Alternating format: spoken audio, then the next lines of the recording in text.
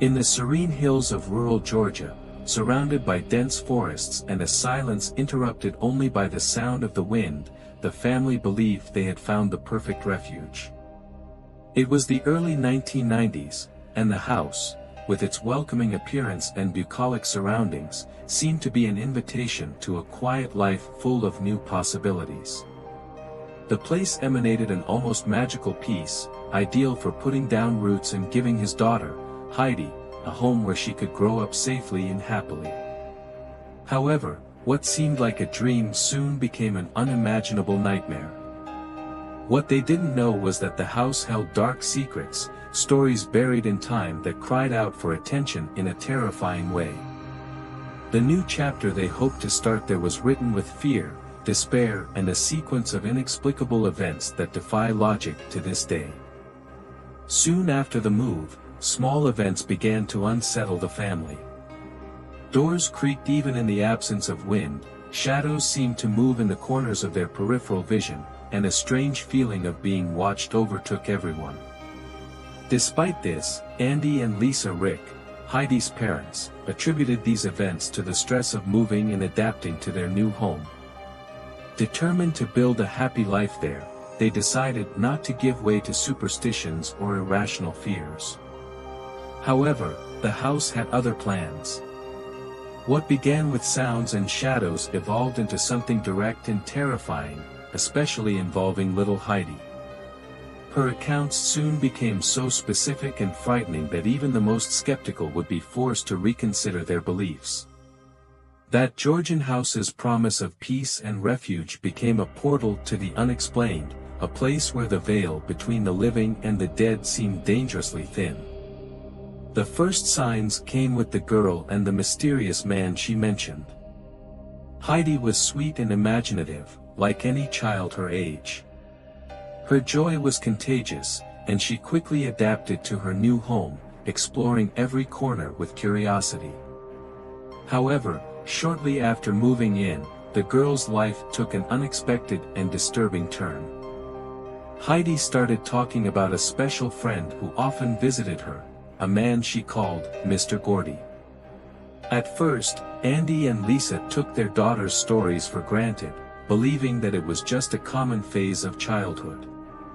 Imaginary friends are common among children, they thought, something created by creative minds to cope with the new environment. However, Heidi's accounts began to give her parents an inexplicable chill. Her descriptions of Mr. Gordy were frighteningly detailed and precise, difficult to attribute to a child's imagination. According to Heidi, Mr. Gordy was a kind, elderly man who wore old clothes and had a peculiar way of walking. She recounted his visits in detail, describing the conversations and the way he would sit in an old chair in the garden, watching her play.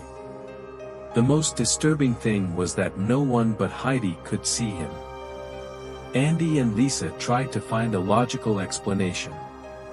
Perhaps Heidi was making up stories or mistaking Mr. Gordy for a local resident.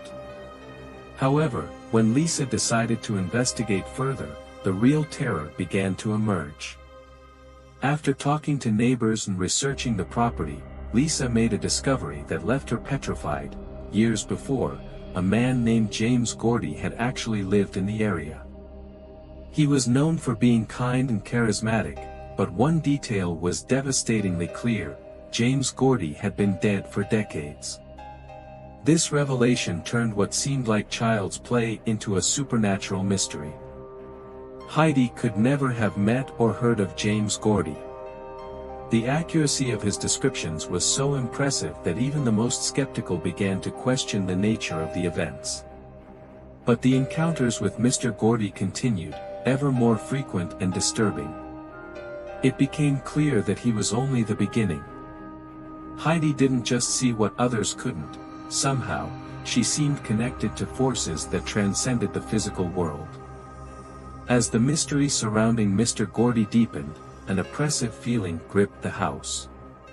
What had once seemed to be the work of a child's imagination turned out to be something much bigger and darker, lurking in the shadows of the property. Whispers and an evil presence began to manifest. Heidi's interactions with Lord Gordy, once serene, soon gave way to a growing fear. New apparitions began to appear, bringing even more intense sensations of terror. Among them was the figure of a macabre-looking man. His eyes bled incessantly, and he wore dirty, worn-out work clothes, as if he had just emerged from a forgotten tomb. His presence was suffocating, and the fear he caused was so intense that Heidi woke up in the middle of the night, screaming and sobbing, unable to fully describe what she was seeing. These events began to deeply shake Lisa and Andy, who, while trying to comfort their daughter, also began to experience inexplicable things. The house, once a peaceful refuge in rural Georgia, now seemed to be alive, pulsating with an incomprehensible energy. Doors that had been closed opened by themselves with an eerie creak, as if invisible hands were working on them. The sounds of footsteps echoed through the corridors in the early hours of the morning, even when everyone was in bed. Everyday objects disappeared and reappeared in unlikely places, as if something or someone was testing the family's sanity. Even more disturbingly, they often reported feeling the air suddenly freeze, without any logical explanation. This sudden change in temperature was accompanied by a palpable oppression, as if an invisible presence was watching them intently, analyzing their every move with eyes no one could see. Lisa, initially skeptical about the supernatural, began to question her beliefs. She reported feeling something very close to her, almost like an inaudible whisper next to her ear, making the hairs on the back of her neck stand on end. Andy, for his part, noticed that when he was alone at home, the silence was never absolute. There was always a murmur in the background, like distant voices that seemed to come from another dimension. These events culminated in situations that even the neighbors witnessed when they visited the family. In one of these encounters, during a meeting in the living room, a chair that no one was occupying slid slowly across the floor, stopping abruptly in the center of the room. A sharp chill took hold of the room, sending shivers down the spines of everyone present. It wasn't just the house that seemed haunted, but something much darker seemed to have taken hold of the Wrick family, enveloping them in an atmosphere of mystery and fear. The manifestations increased in intensity and frequency, leaving the family increasingly vulnerable to forces they couldn't understand, let alone control. The feeling was that they had awakened something that should have remained untouched, a presence charged with the darkness of forgotten times. The escalation of terror, physical attacks and dark warnings. The terror in the Wrick family home reached an unbearable point when the manifestations went beyond the visual and auditory, becoming physical and threatening. Heidi, already haunted by the apparitions, began to show marks on her body with no logical explanation. Deep scratches appeared on her skin, as if invisible nails were attacking her during the night. On other occasions, unexplained bruises appeared on her arms and legs, often accompanied by mysterious pain. Lisa also became the target of these dark forces. On several occasions, she reported feeling pushed as she walked around the house, as if invisible hands were trying to destabilize her.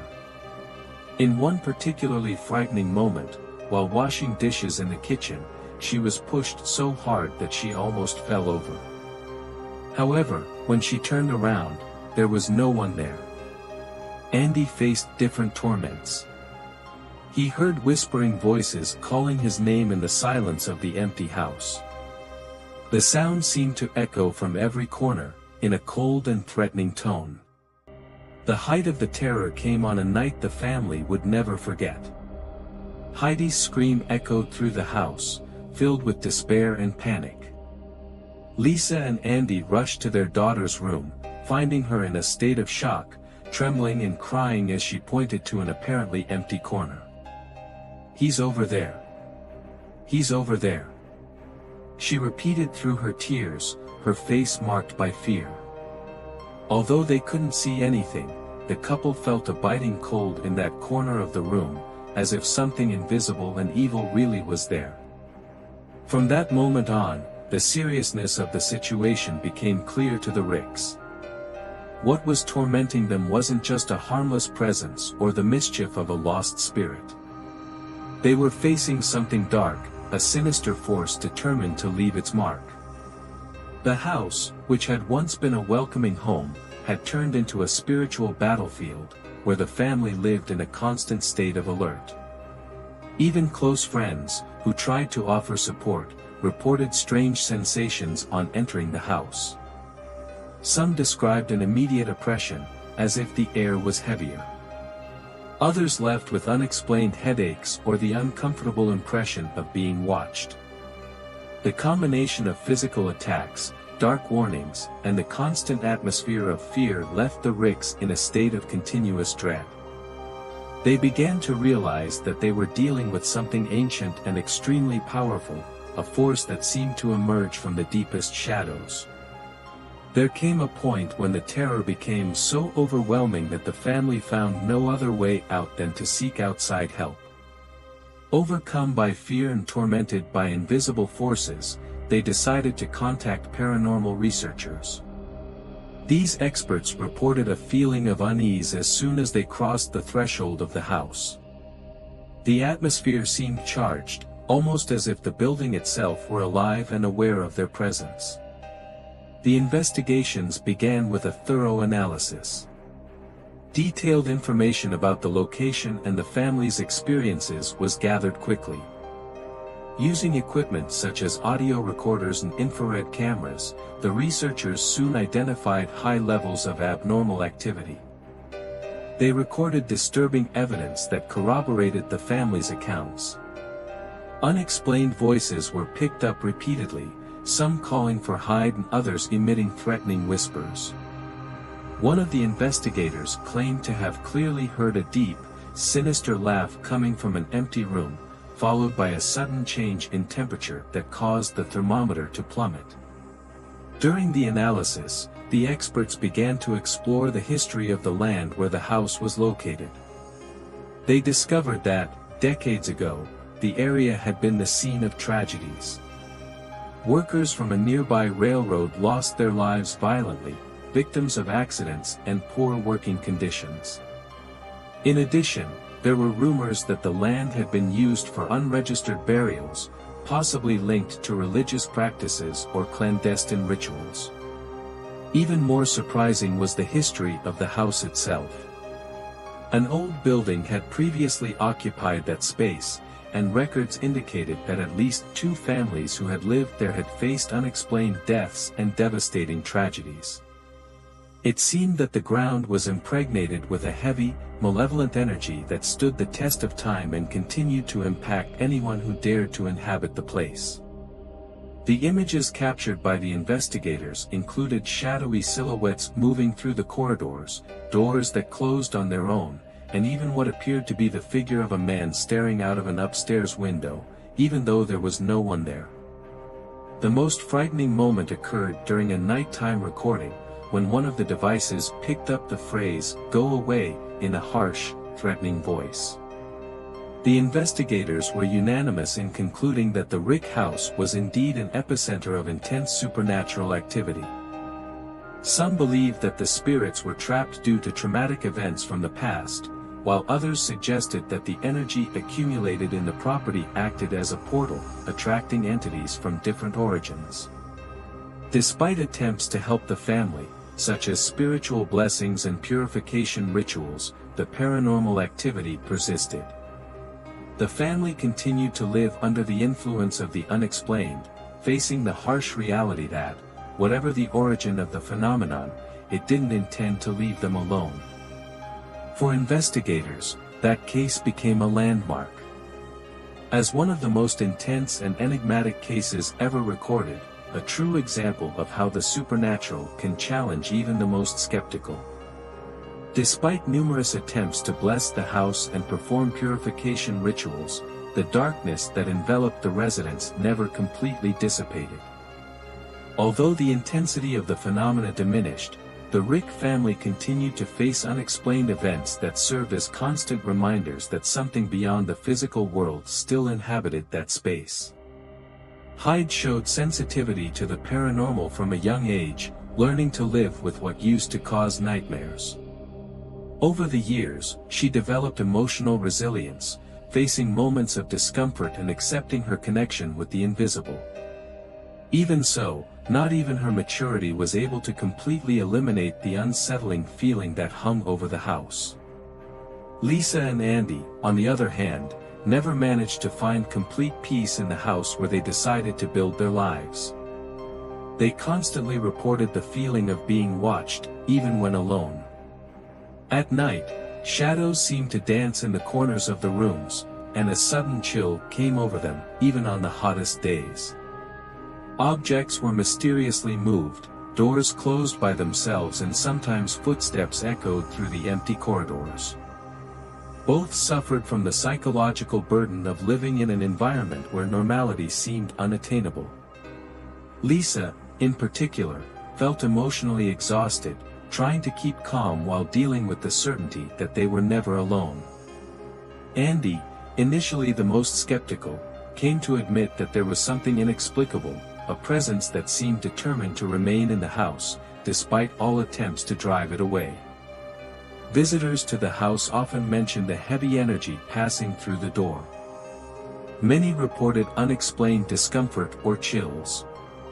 Even the family pets showed strange behavior, such as barking into the void or avoiding certain areas of the house at all costs.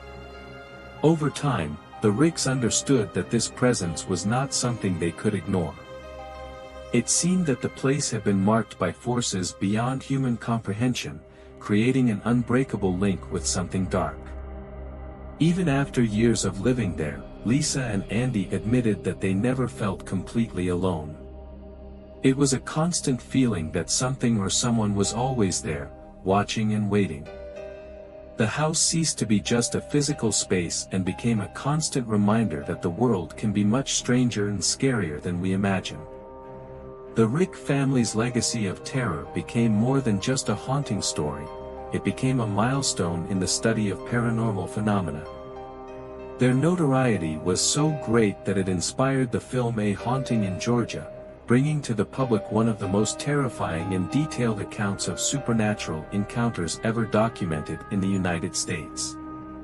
The film portrayed the horrors experienced by the Wrick family, sparking discussion among scholars, skeptics, and the curious. Although the film had an impact on the public, the reality faced by the Ricks was even more terrifying than any fiction. The case remains a mystery, with no definitive explanation, fueling doubt and fear about what can really inhabit the invisible shadows that surround us.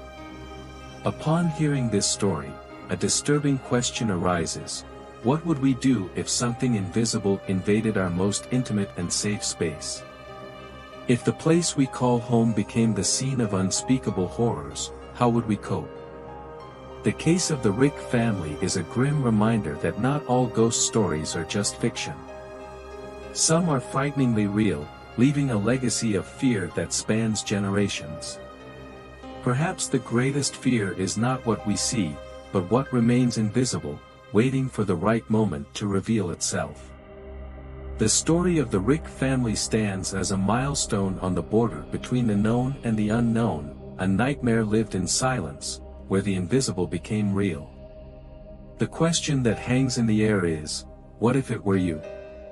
How would you react to feeling shadows lurking, hearing whispers in the walls, or seeing doors open by themselves?